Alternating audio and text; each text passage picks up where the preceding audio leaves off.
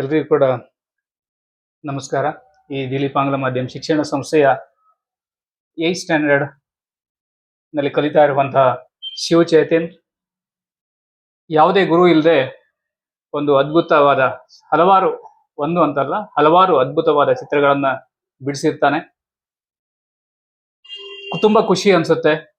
ಯಾಕಂತ ಹೇಳಿದ್ರೆ ಯಾರೇ ಗುರು ಇಲ್ಲದೆ ಕೂಡ ಅದ್ಭುತವಾದ ಚಿತ್ರಗಳನ್ನ ಬರೆದು ನಮ್ಗೆಲ್ರಿಗೂ ಸಂಸ್ಥೆಯು ಕೂಡ ಒಳ್ಳೆಯ ಹೆಸರನ್ನ ತಂದಿರ್ತಾನೆ. ಹಾಗೆ ನಮ್ಮ ಪ್ರಾಂಶುಪಾಲರು ಸಹ ಅವನ ಚಿತ್ರವನ್ನ ಗುರುತಿಸಿ ಅವನನ್ನ ಪ್ರಶಂಸಿಸಿ ಇರ್ತಾರೆ. ಅವನು ಆ ಚಿತ್ರಗಳ ಬಗ್ಗೆ ವಿವರಣೆಗಳನ್ನ ನೀಡ್ತಾನೆ. ನಮಸ್ತೆ, ನನ್ನ ಹೆಸರು Shivachetan. Studying in 8th standard A section.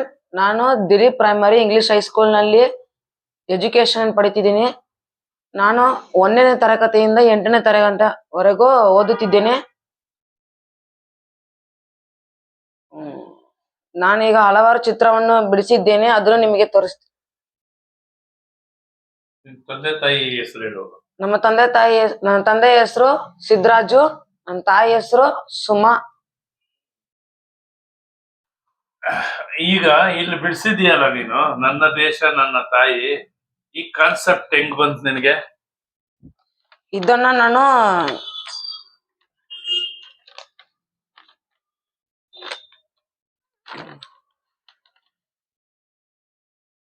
ನಾನು ಹಿಂದಿ ಓದುತ್ತಿರುವಾಗ ಇದನ್ನ ಚಿತ್ರವನ್ನು ನೋಡಿದ್ದೀನಿ.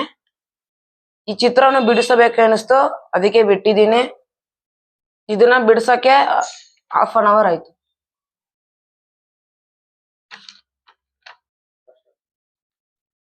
ಇದು ಹಿಂದಿ ಟೆಕ್ಸ್ಟ್ ಬುಕ್ ಅಲ್ಲಿ ನೋಡಿದ್ದೆ. ಇದನ್ನ ಬಿಡಿಸ್ಬೇಕು ಅನಿಸ್ತು, ಬಿಡಿಸಿದೀನಿ. 1/2 hour ಅಲ್ಲೇ ಬಿಡಿಸಿದ್ದೆ. ಇದು ಈಗ ಹೇಗೆ ಇಂಟ್ರೆಸ್ಟ್ ಬಂತಂದೆ, ಇದನ್ನ ಹಲವಾರು ಸಲ ಪ್ರಯತ್ನ ಪಡಿದ್ದೀನಿ, ಚೆನ್ನಾಗಿ ಬಿಡಿಸಿದೀನಿ. ಇದನ್ನು ಕೂಡ ಚೆನ್ನಾಗಿ ಬಿಡಿಸಿದೀನಿ. ಇದು ಮೇರಿ ದೇಶ್ ಮೇರಿ ಮಾ, ಅದೇ ಲೆಸನ್ದು. ಇದನ್ನು ಕೂಡ ಇಷ್ಟ ಆಯ್ತು, ಅದಕ್ಕೆ ಇದನ್ನು ಬಿಟ್ಟಿದ್ದೀನಿ. ಇದನ್ನು 1/2 hour ಅಲ್ಲೇ ಬಿಟ್ಟಿದ್ದೀನಿ. ಇದು ಆಂಜನೇಯ. ಇದು ನನಗೆ ಇಷ್ಟವಾದ ದೇವರು. ನಿಂಗೆ ಹೇಗೆ ಅನಿಸ್ತೋ ಹಾಗೆ ಬಿಟ್ಟಿದ್ದೀನಿ. ನಮ್ಮ ಮನೆಯಲ್ಲಿ ಈ ಫೋಟೋ ಇರುವ ಕಾರಣ ನಾನು ಇದನ್ನ ಬಿಡಿಸಿದ್ದೀನಿ.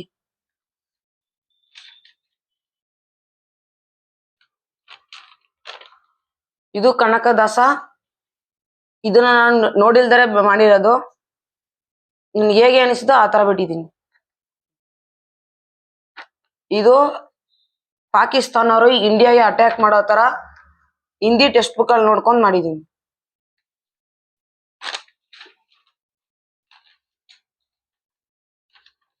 ಇದು ಗಣೇಶ. ಈ ಫೋಟೋ ನಮ್ಮಲ್ಲಿ ಇತ್ತು, ಇದನ್ನ ನೋಡಿ ಒಂದು 1 hour ಆಗೈತೆ ಇದನ್ನ ಬಿಡಕ್ಕೆ.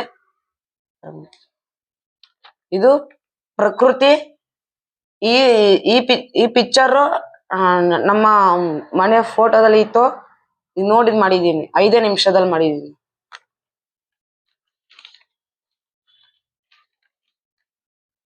ಇದು ಗಣೇಶ. ನಾನು ಅವಾಗ್ಲೇ ಮಾಡಿರೋ ಗಣೇಶ ಪಕ್ಕದಲ್ಲೇ ಇತ್ತಿದು. ಇದನ್ನು ನೋಡ್ದೆ, ಬಿಡಿಸ್ಬೇಕು ಅನಿಸ್ತು, ಬಿಟ್ಟಿದ್ದೀನಿ. ಒಂದು 1/2 hour ಆಯ್ತು ಬಿಡ್ಸಕ್ಕೆ. ಇದು ಶಿವ. ಇದು ಓಂ ಇಂದ ಮಾಡಿರೋದು. ಇದು ಓಂ. ಇದರಿಂದ ಮಾಡಿದ್ದೀನಿ. ಹೇಗ ಅನಿಸೋ ಆತರ ಮಾಡಿದ್ದೀನಿ. 1/2 hour ಆಯ್ತು ಮಾಡಕ್ಕೆ.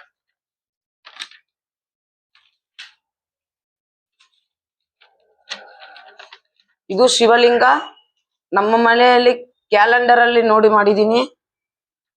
5 ನಿಮಿಷ ಆಯ್ತು ಮಾಡಕ್ಕೆ. ಇದು ಸಿದ್ದಪ್ಪಾಜಿ. ಇದು ನಮ್ಮ ಮನೆ ದೇವರು. ನಮ್ಮಪ್ಪ ಮಾಡಕೊಂಡಿದ್ರು, ಮಾಡಿದೀನಿ. 1/2 hour ಅಲ್ಲಿ ಮಾಡಿದೀನಿ. ಇದು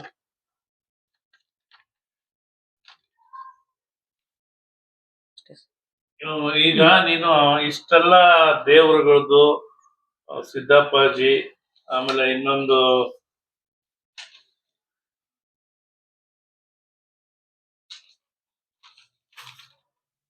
ನನ್ನ ದೇಶ ನನ್ನ ತಾಯಿ, ಈ ಕಾನ್ಸೆಪ್ಟ್ ಗಳನ್ನ ಮಾಡಿದೀಯ, ತುಂಬಾ ಚೆನ್ನಾಗಿ ಮಾಡಿದೀಯ. ನೀನು ಇದನ್ನ ಮುಂದುವರ್ಸ್ಕೊಂಡು ಹೋಗ್ಬೇಕು. ನೀನು ಸಮಾಜದಲ್ಲಿ ಗುರುತಿಸ್ಕೊಳ್ಳುವಂತ ದೊಡ್ಡ ಆರ್ಟಿಸ್ಟ್ ಆಗಿ ಬೆಳಿಬೇಕು ಅನ್ನೋದೇ ನಮ್ಮ ಟೀಚರ್ಸ್ಗಳ ಮತ್ತೆ ನಮ್ಮಗಳ ಆಸೆ. ಅದನ್ನ ಈಡೇರಿಸ್ತೀಯ ಅಂತ ನಂಬಿಕೆ ನಮ್ಗಿದೆ. ಮುಂದೆ ನೀನು ಇದ್ರ ಬಗ್ಗೆ ಇನ್ನ ಹೆಚ್ಚಿನ ಒಂದು ರೀತಿಯಲ್ಲಿ ಕಲಿಯೋ ಆಸಕ್ತಿ ಇದೆಯಾ ನಿನಗೆ? ಹಾ. ಆಮೇಲೆ ನೀನು ಬರೀ ಚಿತ್ರಗಳನ್ನ ಬಿಡಿಸೋದ್ರಲ್ಲೇ ನೀನು ಬೆಳೆಯೋದಲ್ಲ, ಇದ್ರ ಜೊತೆಗೆ ಎಲ್ಲಾ ಸಬ್ಜೆಕ್ಟ್ ಅಲ್ಲೂ ಈಗ ಏನ್ ಚಿತ್ರಗಳನ್ನ ಬಿಡಿಸಿದೀಯಾ ಅದೇ ರೀತಿ ನಿನ್ನ ಒಂದು ಈ ಇಂಟ್ರೆಸ್ಟ್ ನೋಡ್ತಾ ಇದ್ರೆ ಅದೇನ್ ದೊಡ್ಡದಲ್ಲ. ಈಗ ಈ ಚಿತ್ರಗಳನ್ನ ಬಿಡಿಸ್ಬೇಕಂದ್ರೆ ಏಕಾಗ್ರತೆ ಬೇಕು. ಆ ಏಕಾಗ್ರತೆ ಇಲ್ಲ ಅಂದ್ರೆ ಚಿತ್ರಗಳನ್ನ ಬಿಡ್ಸಕ್ ಆಗೋದಿಲ್ಲ. ಮತ್ತೆ ತಾಳ್ಮೆನೂ ಬೇಕು. ಅವೆರಡೂ ಇರೋದ್ರಿಂದ ಇನ್ನು ನೀನೇನು 8ನೇ ಕ್ಲಾಸಲ್ಲಿ ವ್ಯಾಸಂಗ ಮಾಡ್ತಾ ಇದೀಯಲ್ಲ, ಆ ಸಬ್ಜೆಕ್ಟ್ ನಿನ್ಗೆ ಕಷ್ಟ ಅನ್ಸೋದಿಲ್ಲ. ಬಟ್ ಇನ್ವಾಲ್ವ್ಮೆಂಟ್ ಆಗ್ಬೇಕು. ಯಾವ ರೀತಿ ನೀನು ಈ ಒಂದು ಚಿತ್ರ ಬಿಡಿಸೋದ್ರಲ್ಲಿ ಇನ್ವಾಲ್ವ್ಮೆಂಟ್ ಆಗಿದೆಯೋ ಅದೇ ರೀತಿ ಓದೋದ್ರಲ್ಲೂ study and writing and communication, spellings, ಇಷ್ಟರಲ್ಲಿ ನೀನು ಚಿತ್ರ ಬಿಡಿಸೋದ್ರಲ್ಲಿ ಎಷ್ಟು ಆಸಕ್ತಿ ತೋರಿಸಿದೀಯ ಅಷ್ಟು ತೋರಿಸ್ಬಿಟ್ರೆ ನೀನು SSLC ಬರೋಷ್ಟ್ರಲ್ಲಿ ಔಟ್ ತಗೊಳ್ಳೋದ್ರಲ್ಲಿ ಏನು ಸಂಶಯ ಇರೋದಿಲ್ಲ. ನಿನ್ನ ಈ ಒಂದು ಬೆಳವಣಿಗೆ ನೋಡಿದ್ರೆ ನಮ್ಗೆಲ್ಲ ಹಂಗ ಅನಿಸ್ತದೆ. ಅದರಿಂದ ನೀನು ಮಾದರಿ ಸ್ಟೂಡೆಂಟ್ ಆಗ್ಬೇಕು. ಈಗ ಕಾಗೆ ಇರ್ತದೆ, ನಾವೇನಾದ್ರು ತಿಂಡಿ ಹಾಕಿದಾಗ ಅದು ಒಂದೇ ಬಂದು ತಿಂತದ? ಕರ್ಕೊಳ್ತದೆ.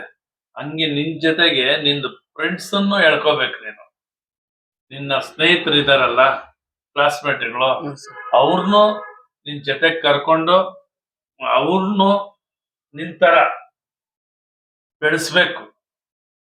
ಜ್ಞಾನ ಅನ್ನೋದು ಒಬ್ಬರಲ್ಲಿ ಇರಬಾರ್ದು.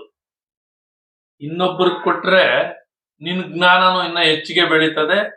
ಇನ್ನೊಬ್ರು ಕಲ್ಕೊಳ್ತಾರೆ. ಮಾಡ್ತೀಯಲ್ಲ ಕೆಲಸ, ಮಾಡು. ದೇವ್ರು ಒಳ್ಳೇದ್ ಮಾಡ್ಲಿ ನಿನಗೆ. ಇನ್ನ ಚೆನ್ನಾಗಿ ಚಿತ್ರಗಳ ಬಿಡಿಸೋದ್ರಲ್ಲಿ ಆಸಕ್ತಿ ವಹಿಸಿ ಟೈಮ್ ವೇಸ್ಟ್ ಮಾಡದೆ ಒಳ್ಳೆ ಒಂದು ಗುಣಗಳನ್ನ ಅಳವಡಿಸ್ಕೊಂಡು ನಿನ್ ಜೀವನವನ್ನು ಒಳ್ಳೆ ರೀತಿ ರೂಪಿಸ್ಕೊಳ್ತೀಯ ಅಂತ ನಂಬಿಕೆ ಇದೆ ಅಂತ ಹೇಳ್ತಾ, ಆ ದೇವ್ರು ನಿನ್ಗೆ ಸರಸ್ವತಿ ಇನ್ನೂ ಹೆಚ್ಚಿಗೆ ಶಕ್ತಿ ಕೊಡ್ಲಿ, ಇನ್ನ ಎತ್ತರಕ್ಕೆ ಬೆಳೀಲಿ ಅಂತ ದೇವರಲ್ಲಿ ಪ್ರಾರ್ಥನೆ ಮಾಡ್ಕೊಳ್ತೇವೆ. Thank you. Welcome sir.